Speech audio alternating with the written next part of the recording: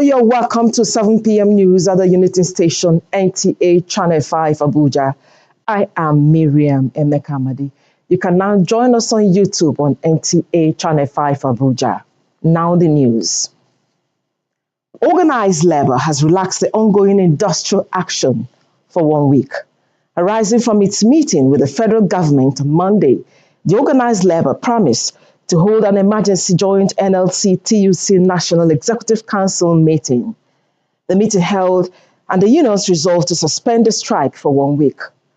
Meanwhile, the organized labor has returned to the negotiating table at the tripartite National Minimum Wage Committee meeting.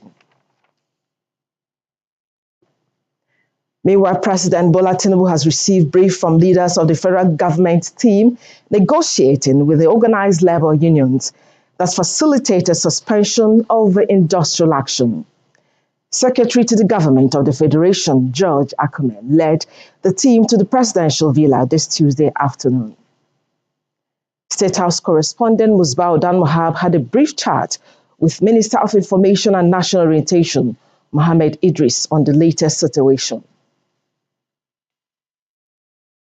The strike has been suspended by the organized labor unions, and we have the Honorable Minister of Information and National Orientation, Mohammed Idris, who's been critical to this negotiation going on so far. Let's quickly hear a bit from him about what has gone down in the last 24 hours. Honorable Minister, thank you so much for your time. How has it been negotiating with the organized labor? Well, it's been quite challenging, but we thank God that we are at this point. We thank Labour that they have suspended, through to their awards last night, they've suspended their strike early this morning. And government on its side, you can see that the President has just summoned a meeting of all those who negotiated on behalf of the federal government, led by the Secretary to the Government of the Federation. The Minister of Finance was there, the Minister of Budget and Economic Planning, myself, the Minister of Labour, the Group Managing Director of the NMPC. We're all there to look at those issues, and then the President has directed the Minister of Finance to do the numbers and get back to him between today and tomorrow, so that we can have some figures ready for negotiation with Labour. Let me say that Mr. President is determined to go with what the committee has said. He's also looking at the welfare of Nigerians. Like I've said earlier, government is not against, it's not an opponent of Labour discussions, it's not an opponent of wage increase, but what is there is that government is always desirous of ensuring that there is a balance between what government pronouncement is and what the realities are on ground, and therefore we'll work assiduously to ensure that whatever we do, whatever promises the government makes will be kept. That's the idea of this meeting. The President has given a marching order that all those who have negotiated on behalf of government and all those also who are representative of other sectors, the organized private sector, the subnationals, come together so that we can have a new wage award that is acceptable, that is sustainable, and that is also realistic for Nigeria.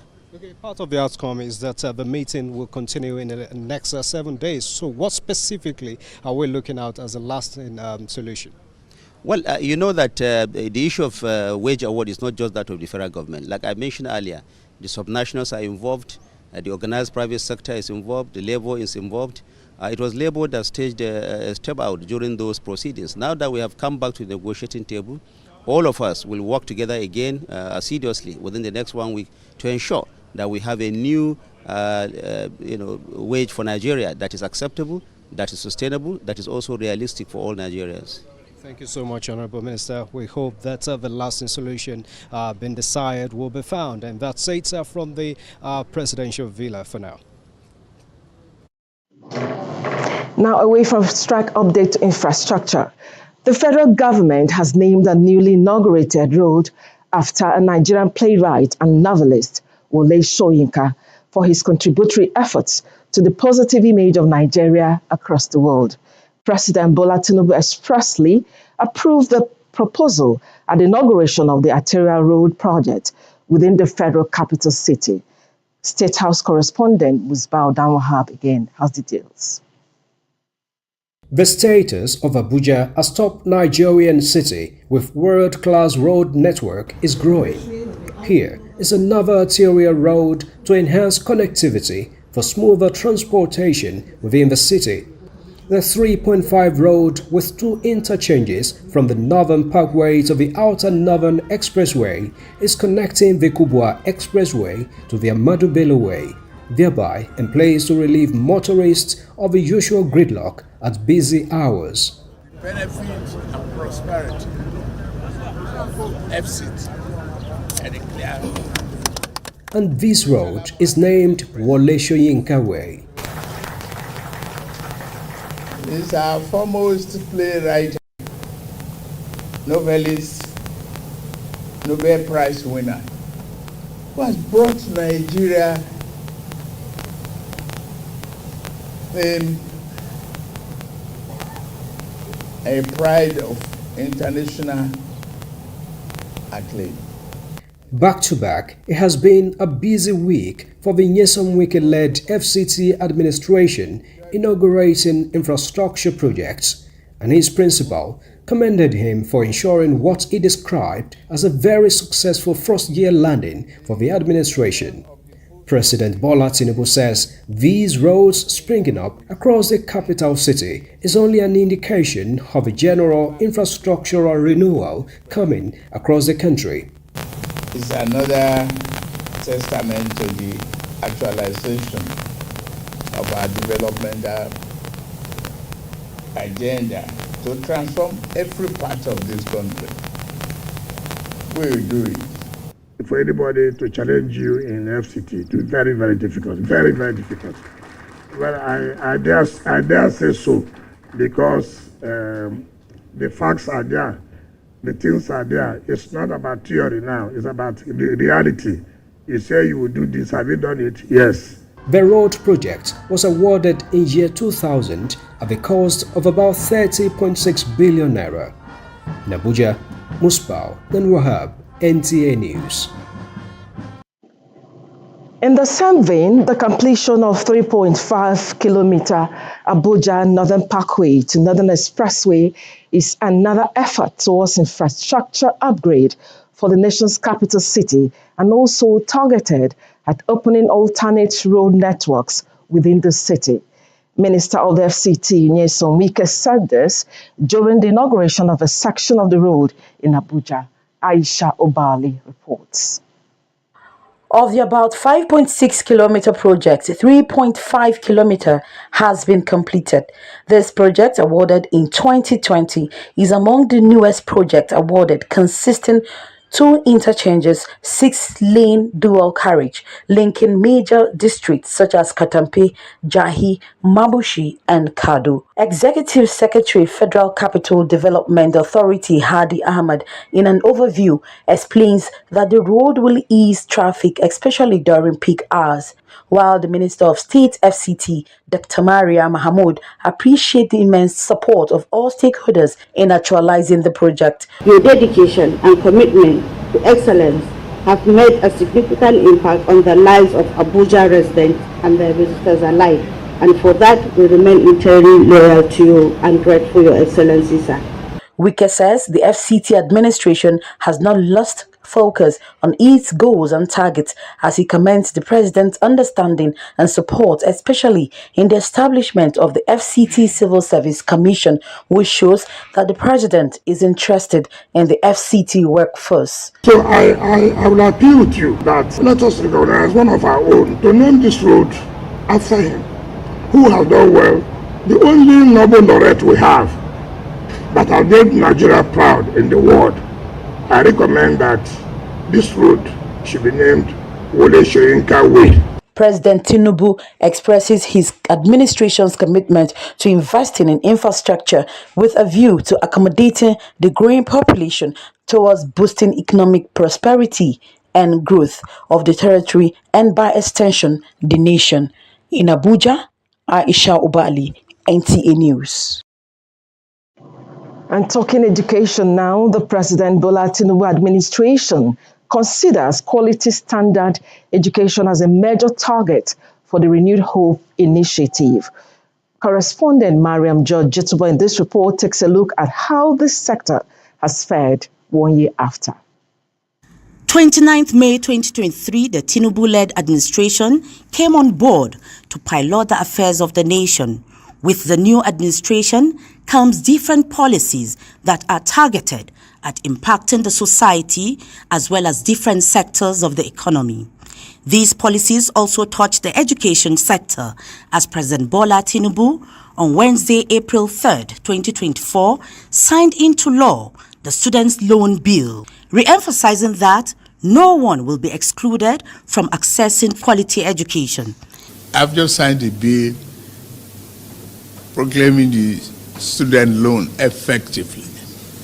First of all, I must thank the members of the National Assembly for their expeditious handling of this bill, considering the children of Nigeria, that education is the tool to fight against poverty effectively.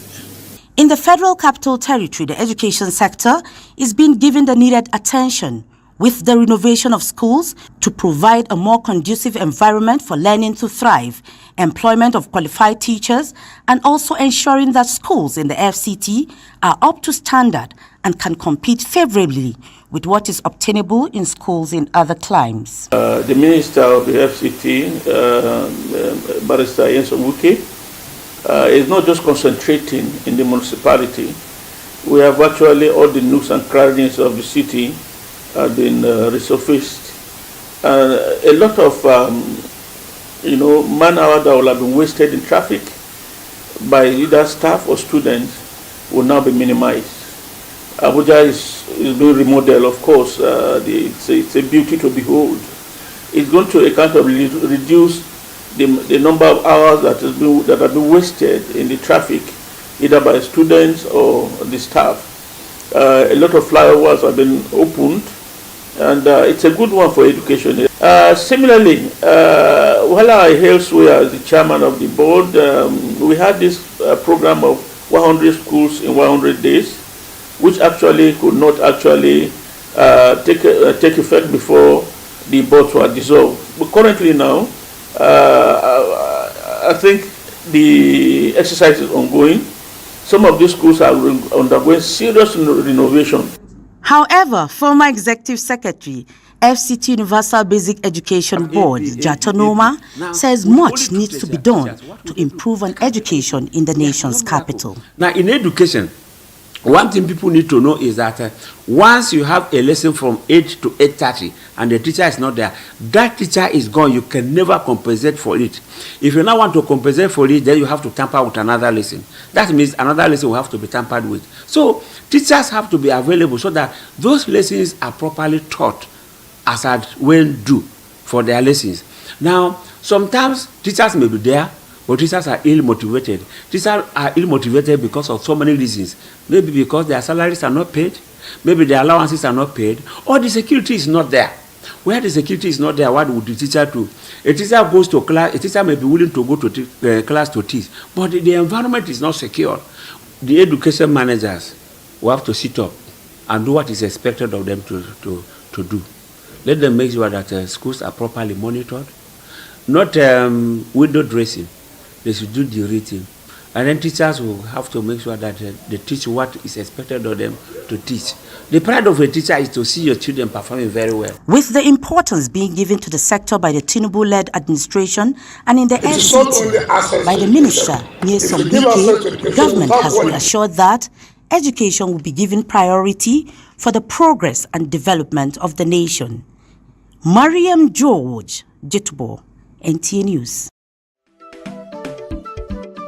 It's a world of exciting programs.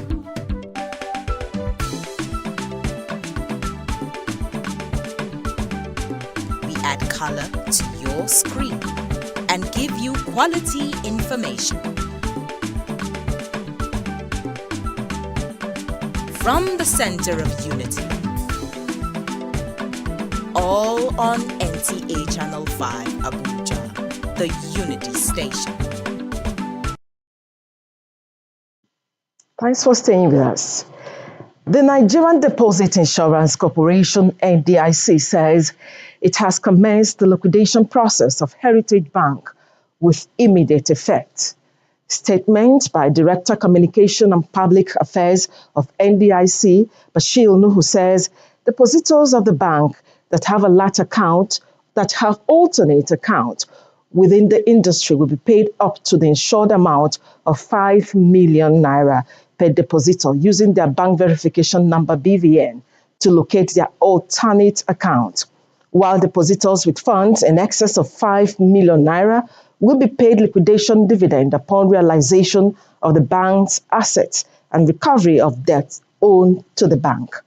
The NDIC wishes to assure the entire banking public of its commitment to the continuous safety of depositors' funds in all licensed banks, urging depositors to continue their banking businesses without fear, as banks whose licenses have not been revoked remain safe and sound.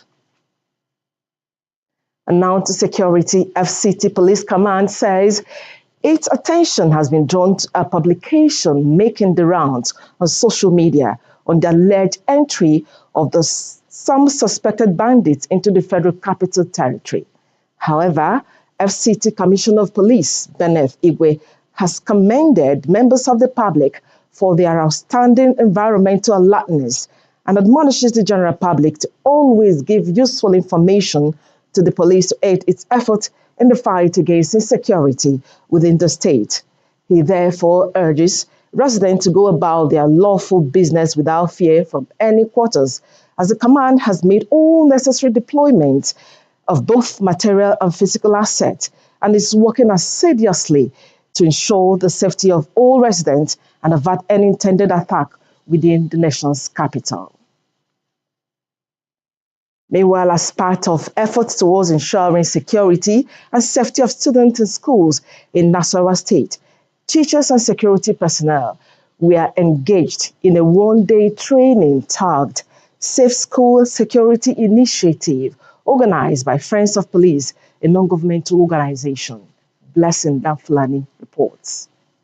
Dwelling on a theme, preventing security threats in schools and host communities, the second phase training organized by Friends of Police is aimed at ensuring safety of most especially secondary school students in Nasarawa State. Convener Friends of Police in Nigeria Ibrahim Babayo called for concerted efforts of parents, school managements as well as security personnel towards ensuring safety and security of students, which he described as a bedrock to achieving standard education.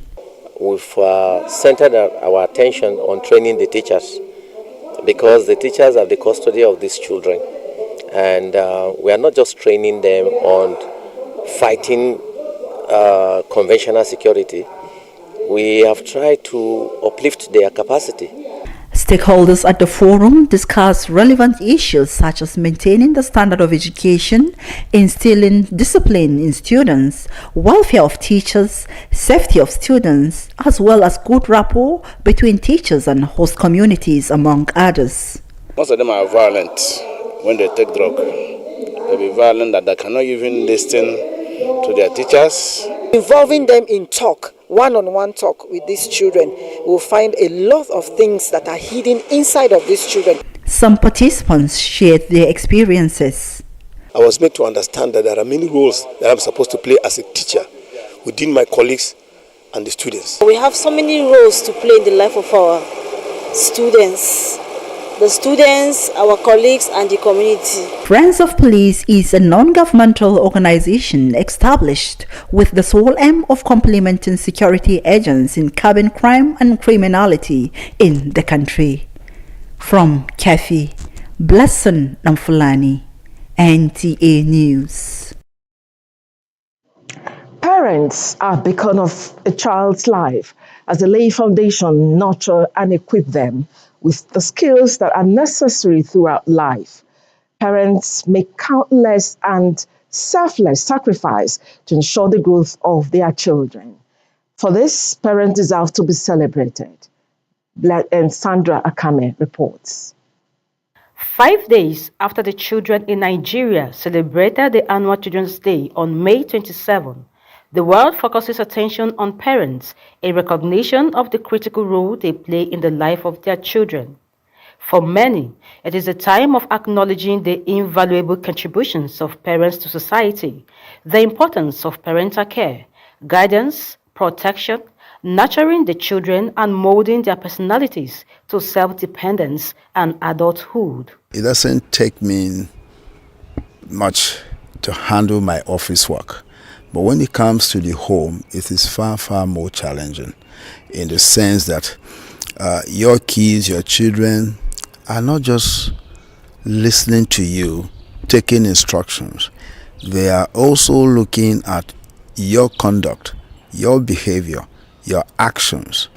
Once you stabilize the family home, society is good for it, the nation is good for it, and the world is at peace for it. So we must start from the home to develop the family, the child. That is tomorrow's future. So I think it is worth marking. My children should be proud of me because as a mother, I try my possible best to live as an example to them. I try to make them understand what life is all about. The advice I will give the parents is they should be patient. You know, it takes time, but with patience and endurance, we can achieve much. It is believed that everybody wants their children to be better than them.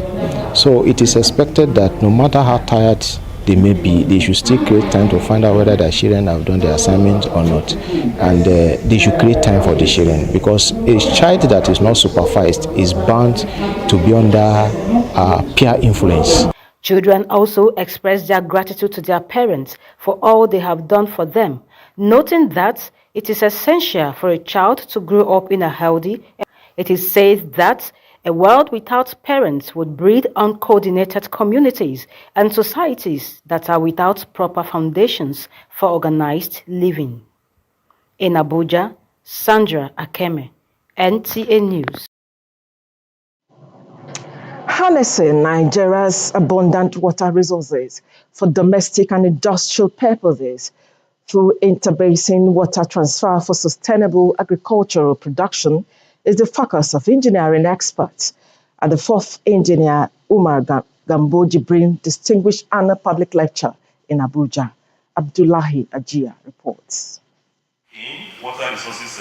This is the 4th in the series of a commitment to honoring a man whose contributions to the engineering profession and national aspirations are still relevant to the society and humanity. He was from inception, the Engineer Umar Gambo Jibrin Distinguished Annual Public Lecture has been a veritable platform for stirring national discourse. This time, the resolve was on leveraging on interbasin water transfer to advance rice value chain for sustainable food security and enduring rural economies in Nigeria, which experts say should attract the attention of all, considering the gains of job creation and economic prosperity at a time climate change is affecting livelihood. We are bringing this to the knowledge of the policymakers that we need to make sure we adopt this technology to be able to recharge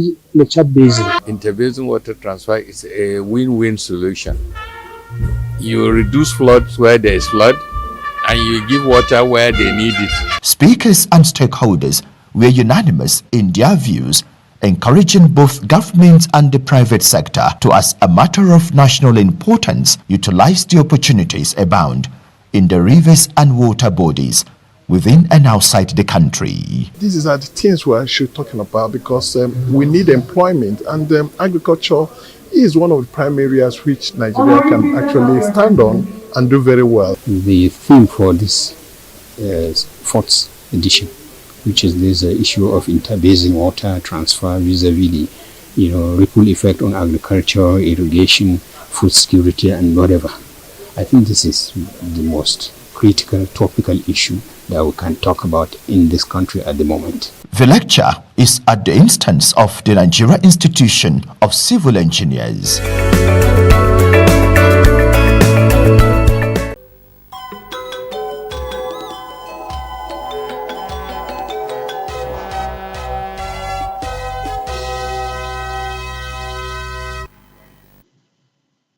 And talking sports now. The atmosphere around the camp of Nigeria's Super Eagles has livened up as 5 players who were initially stranded in 2 different parts of the country as a result of nationwide strike were ferried into EU on Tuesday morning.